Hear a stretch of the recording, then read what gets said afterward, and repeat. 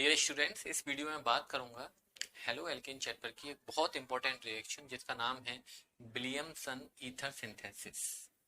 Okay, क्या होती है विलियमसन ईथर सिंथेसिस रिएक्शन? एक बहुत इंपॉर्टेंट रिएक्शन है from the point of view of exam. देखिए समझाते हैं, हालांकि इसकी बात मैंने पहले वाले वीडियो में भी की हुई है, लेकिन फिर से अब डिटेल में बात करते हैं। अगर आपके पास में कोई सोडियम एल्कोक्साइड है, ठीक है, सोडियम एल्कोक्साइड क्या होता है सर? एल्कोहल में से, जैसे मान लीजिए ये एल्कोहल है आपके पास में C2H5OH, इस H को हटा दीजिए और H की जगह पर Na लगा दीजिए, तो इसको हम बोलेंगे सोडियम इथॉक्साइड। ओके, क्यों? क्योंकि यहाँ पर दो कार्बन है इसलिए। अगर यहीं पर आपके पास में कुछ ऐसा होता, ठीक है, मिथेनॉल होता, तब इसको मैं क्या बोलता? Sodium methoxide. ओके, अगर प्रोपेनॉल होता C3H7ONA, इसको क्या बोलता? सोडियम प्रोपॉक्साइड। ओके, तो पहले ये थोड़ा नाम आप लोगों को मैंने बताया। तो अगर आप किसी सोडियम एल्कोक्साइड की रिएक्शन किसी हेलो एल्केन से करते हैं, ठीक है, हेलो एल्केन मान लीजिए आपके पास में मिथाइल क्लोराइड अगर आपने ले लिया है, ठीक है, तो ये एक हेलो एल्केन हो गया। इन दोनों की रिएक्शन करोगे तब प्रोडक्ट क्या बनेगा और कैसे बनेगा, इसी रिएक्शन को हम बोलते हैं Williamson ether synthesis. When sodium alkoxide react with a haloalkane or alkyl halide, then it form a ether। नाम से पता चल रहा है ना, विलियमसन ईथर सिंथेसिस में देखिए नाम में ईथर लिखा हुआ है। ईथर सिंथेसिस, सिंथेसिस का मतलब होता है फॉर्म करना। तो ऐसी रिएक्शन जिसमें हम सोडियम एल्कोक्साइड की रिएक्शन किसी एल्किल हैलाइड के साथ में करते हैं, then it form ether and this reaction is called Williamson ether synthesis. देखिए ये रिएक्शन होती कैसे? सोडियम के पास में, सॉरी ऑक्सीजन के पास में दो दो लॉन पेयर हैं, तो ये लॉन पेयर से इस कार्बन के पास में अटैक करता है, बैक साइड अटैक होता है, ठीक है। और जब कार्बन के पास में कार्बन को इलेक्ट्रॉन मिलेंगे तो कार्बन क्लोरीन को इलेक्ट्रॉन दे देगा। मींस क्लोरीन कार्बन के कंपैरिजन में ज्यादा इलेक्ट्रोनेगेटिव है, तो अपने इलेक्ट्रॉनों को लेके आउट हो लेगा। तो ये ऑक्सीजन इस कार्बन से कनेक्ट हो जाएगा, ध्यान रखना, ये ऑक्सीजन इस कार्बन से कनेक्ट होगा, तो प्रोडक्ट क्या बनेगा? पहले C2H5O, और O से क्या कनेक्ट करना है आपको? ये कार्बन, ठीक है, CH3 प्लस Cl आउट होना है, Cl नेगेटिव की फॉर्म में, यहाँ से Na पॉजिटिव होगा तो NaCl आउट हो जाएगा। तो ये जो कंपाउंड बना क्या है? ये एक ईथर है, और इस होल रिएक्शन का नाम क्या है? Williamson ether synthesis. तो नाम लिखते हैं मिथाइल, पहले इथाइल आना चाहिए, इथाइल मिथाइल ईथर। ओके, ये कॉमन नेम है इसका। अगर आप इसका IUPAC नेम लिखोगे तब कैसे होगा? Methoxy ethane.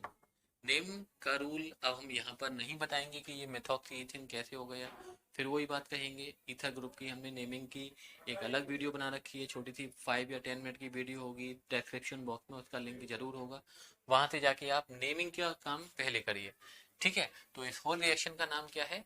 Williamson ether synthesis. अब इसकी एक लिमिटेशन, ठीक है, इस रिएक्शन की एक लिमिटेशन भी है। तो लिमिटेशन क्या है ये बात भी हम आपको बताते हैं। यहाँ पर आप लोगों को ये बात ध्यान रखनी है कि जो एल्काइल हैलाइड है, ये जो एल्काइल हैलाइड लिया है, ये हमेशा प्राइमरी ही होना चाहिए। देखिए इस कार्बन की अगर आप डिग्री देखोगे कितनी है? 1 डिग्री कार्बन है, प्राइमरी कार्बन है, कार्बन इसी से कनेक्ट है। Alkyl halide must be primary. अगर सेकेंडरी या टर्शियरी एल्काइल हैलाइड होगा तो वहां पर आपको एलिमिनेशन रिएक्शन होगा, और एलिमिनेशन रिएक्शन होता है एल्काइल हैलाइड का तो क्या बनता है? एक एल्कीन बनता है। ये बात हम आपको पहले ही बता चुके हैं। जैसे एग्जांपल के लिए ले लेते हैं C2H5ONA, सोडियम एथॉक्साइड ले लिया, प्लस यहाँ पर देखिए जो हम एल्काइल हैलाइड लेने वाले हैं वो कौन कौन सा लेने वाले हैं आप देख सकते हो आसानी से। अब मैंने एक टर्शियरी एल्काइल हैलाइड ले लिया है, ये कार्बन की डिग्री कितनी है? 3। अब यहाँ पर आप कहोगे सर ऑक्सीजन के पास में लॉन पेयर है, तो आप इसको अटैक कराइए, Cl को अलग कराइए, यहाँ से NaCl को अलग कराइए, और ये प्रोडक्ट बनना चाहिए अकॉर्डिंग टू यू। क्या प्रोडक्ट बनना चाहिए? C2H5O, ठीक है, और इस से क्या कनेक्ट होना चाहिए? ये वाला कार्बन CH3, CH3 ठीक है, NCH3 प्लस NaCl। लेकिन ये रिएक्शन बिल्कुल गलत है। क्यों? क्योंकि अगर ये कार्बन टर्शियरी है तो यहाँ पर एलिमिनेशन होता है और जो फाइनल प्रोडक्ट होता है वो ये ना होकर, चलो हम यहाँ पे इधर दिखा देते हैं, C2H5, राइट, यहाँ पर एक एल्कीन बनता है C, इससे इससे आप एक एल्कीन बना दीजिए, CH2 CH3 CH3 plus NaCl plus H2O। तो ये एक लिमिटेशन है विलियमसन ईथर सिंथेसिस की, कि ये जो एल्किल हैलाइड होना चाहिए वो प्राइमरी ही होना चाहिए। अगर सेकेंडरी या टर्शियरी लोगे तो वो एलिमिनेशन देगा, और एलिमिनेशन देगा तो क्या बनाएगा, एक एल्कीन बनाएगा। विलियमसन ईथर सिंथेसिस को और ज्यादा डिटेल में समझने के लिए कुछ क्वेश्चन लेते हैं जिससे इसकी बात एकदम क्लियर। विलियमसन ईथर सिंथेसिस के ऊपर कुछ क्वेश्चन हमने ले रखे हैं। Find the alkyl halide and sodium alkoxide which are required to form following ether। आपको यहाँ पे 3 ईथर गिवन है, उन ईथर को बनाने के लिए कौन सा सोडियम एल्कोक्साइड लेना चाहिए और कौन सा एल्काइल हैलाइड यूज करना चाहिए, ये हमको बताना है। जैसे एक एग्जांपल, मैं पहला एग्जांपल लेता हूँ, CH3 CH2O CH। ये एक ईथर है, मिथाइल इथाइल ईथर या मिथॉक्सी ईथेन। इसको बनाने के लिए हम जानते हैं ईथर बनता कैसे, ईथर के मम्मी पापा कौन होते हैं भाई, ईथर को जन्म किसने दिया है, एक एल्काइल हैलाइड ने और एक सोडियम एल्कोक्साइड ने। ठीक है, तो एक मम्मी हो गई और एक पापा हो गया। यही हमको बताना है कि ईथर के मम्मी कौन सी होंगी इस वाले ईथर की, और इस वाले ईथर के पापा कौन से होंगे। तो चलो ढूंढते हैं, इसके मम्मी पापा को कहीं खो गए हैं। देखिए सिंपल है, आप दो तरीके से बन सकता है ये ईथर। पहला, आप इस वाले पार्ट को एल्काइल हैलाइड ले लीजिए, क्लोरीन से ले लीजिए, और इधर वाले पार्ट को, इस वाले पार्ट को किससे कनेक्ट कर लीजिए, सोडियम एल्कोक्साइड से कनेक्ट कर लीजिए, CH3 CH2O Na। ठीक है, एक तो तरीका ये हो सकता है। तो यहाँ से ये अटैक करेगा क्लोरीन पर, कार्बन पर, और क्लोरीन आउट हो जाएगा तो ये प्रोडक्ट हमको मिल जाएगा, CH3 CH2O CH3 plus NaCl।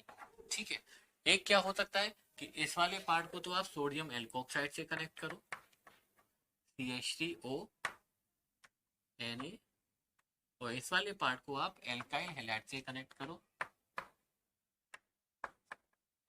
CH3 CH2। ठीक है, इसको मैंने ऐसे क्यों लिखा है, आप कहोगे सर इसको ऐसे लिखने का एक रीजन है, वो भी रीजन मैं आपको बताऊंगा। आप चाहो तो आप इसको भी ऐसे ही लिख सकते हो, कोई दिक्कत नहीं है। अब यहाँ पर ऑक्सीजन के पास में लॉन पेयर है, इस कारण पे अटैक करेगा लॉन पेयर के साथ। तब प्रोडक्ट क्या बनेगा, CH3O CH2 CH3 plus NaCl। तो दोनों ही कंडीशन में आपको यही प्रोडक्ट मिल रहा है।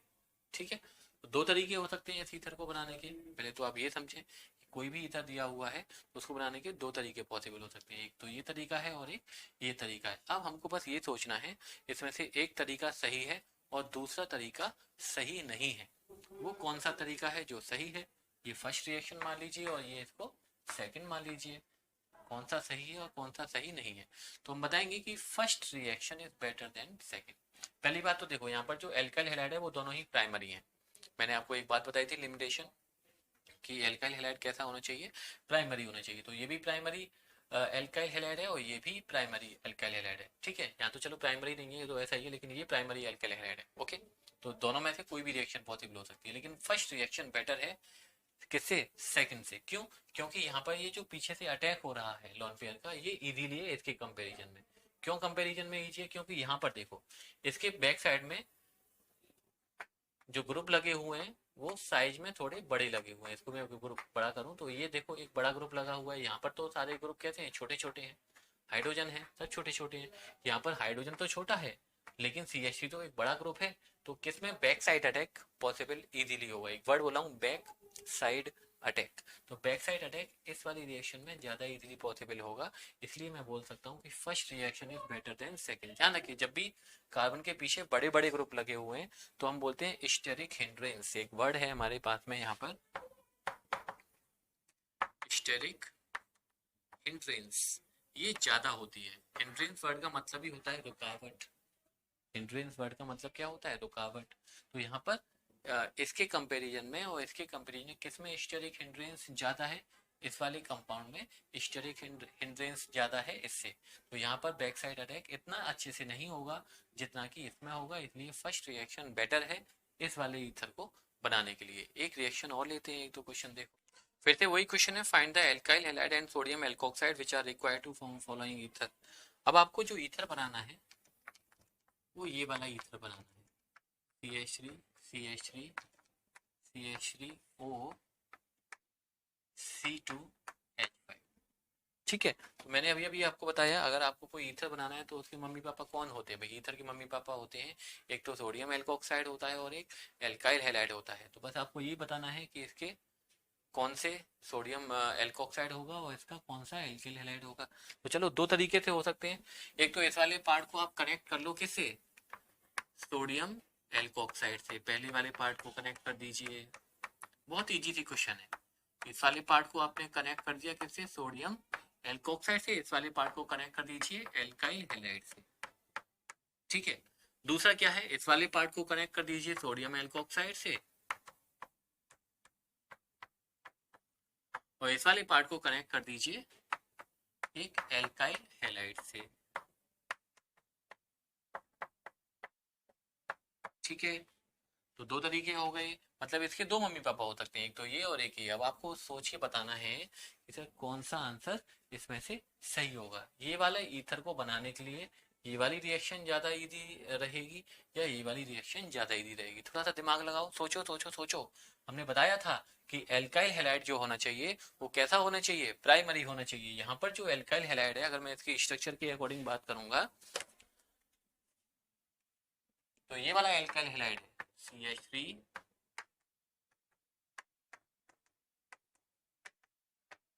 CH2Cl। यहाँ पर ये जो एल्काइल हैलाइड है ये वाला कार्बन कैसा है? प्राइमरी कार्बन है, लेकिन ये वाला कार्बन कैसा है? टर्शियरी कार्बन है। तो ये प्राइमरी एल्काइल हैलाइड है और ये टर्शियरी एल्काइल हैलाइड है। और अगर टर्शियरी एल्काइल हैलाइड है तो एलिमिनेशन रिएक्शन देता है, और एलिमिनेशन रिएक्शन देगा तो यहाँ पर क्या बनेगा? एक एल्कीन बनेगा, ईथर बनेगा ही नहीं। तो कौन सी रिएक्शन पॉसिबल है? First reaction is better than second for synthesis of this ether. इस ईथर को बनाने के लिए फर्स्ट रिएक्शन ज्यादा वैलिड है, सेकंड रिएक्शन ज्यादा वैलिड नहीं है। और भी रीजन बोल सकते हो कि सर इस वाले कार्बन पर बैक साइड अटैक पॉसिबल नहीं होगा। क्यों पॉसिबल नहीं होगा? क्योंकि यहाँ पर तीन तीन बड़े बड़े ग्रुप लगे हुए हैं। देखिए इस वाले कार्बन पर CH3 लगा हुआ है, तीन तीन बड़े बड़े ग्रुप लगे होने की वजह से क्या होगा? स्टेरिक हिंड्रेंस ज्यादा होगी। तो जब ये बैक साइड अटैक करने के लिए आएगा तो इसको स्टेरिक हिंड्रेंस का सामना करना पड़ेगा। यहाँ पर स्टेरिक हिंड्रेंस ज्यादा है, स्टेरिक हिंड्रेंस ज्यादा होने से बैक साइड अटैक पॉसिबल नहीं होगा, तो ये रिएक्शन नहीं होगी। इसलिए हम बोलेंगे फर्स्ट रिएक्शन ज्यादा वैलिड है इस वाले ईथर को बनाने के लिए।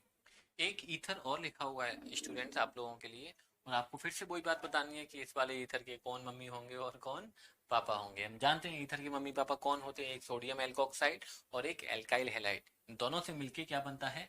ईथर बनता है। तो आपको ये बताना है कि ये ईथर किससे मिलके बनेगा। तो फिर से वही वाली चॉइस है कि दो ऑप्शन हो सकते हैं कि आप इस वाले पार्ट को, यहाँ तक के पार्ट को किससे कनेक्ट कर दीजिए? इस वाले पार्ट को कनेक्ट कर दीजिए आप एक सोडियम एल्कोक्साइड से, ठीक है, ONA। और इस वाले पार्ट को कनेक्ट कर दीजिए किसी एल्काइल हैलाइड से। ठीक है, दूसरा ऑप्शन क्या है? इस वाले पार्ट को कनेक्ट कर लीजिए सोडियम एल्कोक्साइड से और इस वाले पार्ट को कनेक्ट कर दीजिए किसी एक हेलोजन एटम से। चलिए यहाँ पर क्लोरीन लगा दीजिए, आप चाहो तो इस वाले पे लगा दीजिए, कहीं भी लगा दीजिए। तो यहाँ से आप देखोगे इस कार्बन पे अटैक होगा। अब आप इसको ऐसे आप अटैक अच्छे से समझ नहीं पाओगे, तो चलो हम इसको रफ करके ऐसा करते हैं, एक बढ़िया तरीके से बनाते हैं आप लोगों के लिए। CH3 CH2Cl। तो अटैक किस वाले कार्बन पे होगा? इस वाले कार्बन पे, और क्लोरीन आउट हो लेगा।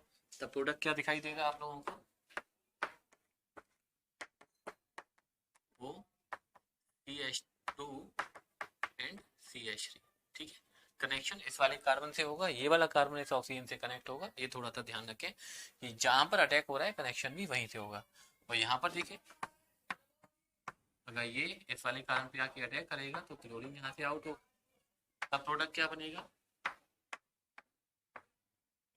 तब प्रोडक्ट बनना चाहिए O C2H5। दोनों प्रोडक्ट एक ही हैं, तो दोनों ही कंडीशन में एक ही प्रोडक्ट आपको सेम प्रोडक्ट दिखाई दे रहा है।